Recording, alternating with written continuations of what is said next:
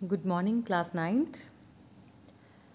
We are reading Let's Recall Points of chapter number 1. It's page number 13.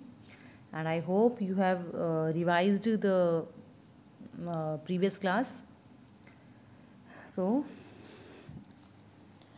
in 1789, the third state formed its National Assembly.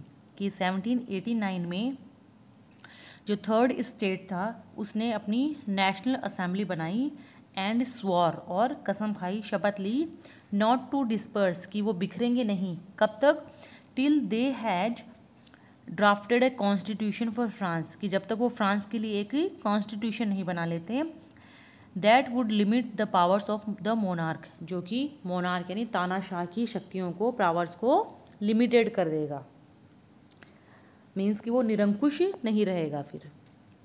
The king was forced to accept that his powers would be there on checked by the constitution.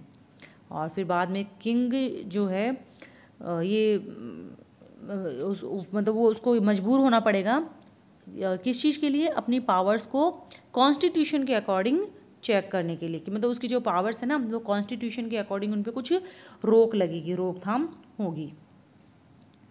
During its 10-year course, कि अपने 10 वर्ष के समय के दौरान, the French revolution brought about far reaching changes, कि French revolution से काफ़ी दूरगामी चेंजेस, परिवर्तन आए.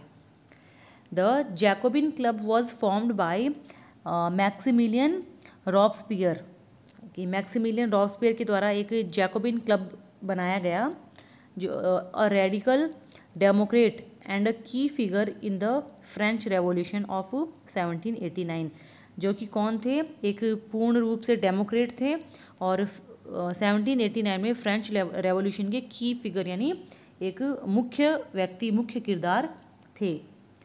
इट्स मेंबर्स इंक्लूडेड स्मॉल, और ये जो क्लब था जैकोबिन क्लब, इसके मेंबर्स कौन कौन थे, small shopkeepers, artisans such as shoe makers, pastry cooks, watch makers, printers as well as servants and daily wage workers. On 10 August 1792, the Jacobins stormed the palace of the Tuileries. और 10 अगस्त 1792 को ये जो Jacobins थे उन्होंने ट्यूलियरी का जो palace था, महल था, उस पर धावा बोल दिया.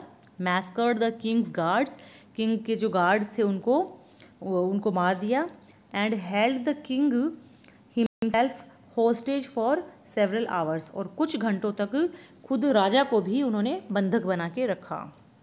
On 21 September 1792 the convention एबोलिश्ड the monarchy and declare France a republic, कि 21 सितंबर 1792 को ये जो मोनार्की जो है, तानाशाही की जो प्रथा है उसको वहाँ हटा दिया गया और फ्रांस को एक रिपब्लिक डिक्लेयर कर दिया गया. The French constitution began with a declaration of the rights of man and citizen, और जो फ्रेंच कॉन्स्टिट्यूशन था वो कहाँ से शुरू हुआ, declaration of the rights of man and citizen, कि आदमी और नागरिकों के अधिकारों की घोषणा, इस चीज़ से फ्रेंच कॉन्स्टिट्यूशन की शुरुआत हुई. The majority of man and women in the 18th century could not read and right, कि 18th century में बहुत से मैन और वीमेन जो हैं वो पढ़ लिख नहीं सकते थे, मतलब वो असाक्षर थे. So images and symbols were frequently used instead of printed words to communicate important ideas, कि इम्पॉर्टेंट आइडियाज़ को आपस में कम्युनिकेट करने के लिए प्रिंटेड वर्ड्स की बजाय इमेजेस और सिंबल्स यूज़ होते थे. On 21 January 1793 Louis 16 was executed publicly on the charge of treason. देखो स्टूडेंट्स, ट्रीजन मीन्स होता है देशद्रोह या फिर गद्दारी. तो 21 जनवरी 1793 को लुइस 16 को देशद्रोह के आरोप में, चार्ज में उनको खुले पब्लिकली पनिशमेंट दिया गया, पब्लिक के सामने. फ्रॉम द वेरी बिगनिंग, यानी बिल्कुल शुरुआत से ही, women were active participants in the French revolution, कि बिल्कुल शुरुआत से ही जो औरतें हैं वो फ्रेंच रेवोल्यूशन में एक्टिव पार्टिसिपेंट्स थी। The slave trade began in the 17th century, और जो दास प्रथा थी वो 17th सेंचुरी में शुरू हुई। It was finally the convention which in 1794 legislated to free all slaves in the French overseas possessions। और फाइनली 1794 में कॉन्वेंशन मीन्स कुछ पेशेवर लोग या फिर अराजनीतिक दल थे जिन्होंने कि स्लेव्स को फ्री करवाया। कहाँ पे? जो फ्रांस के जो समुद्र पार के जो अधिकार वाले एरिया थे ना, वहाँ से।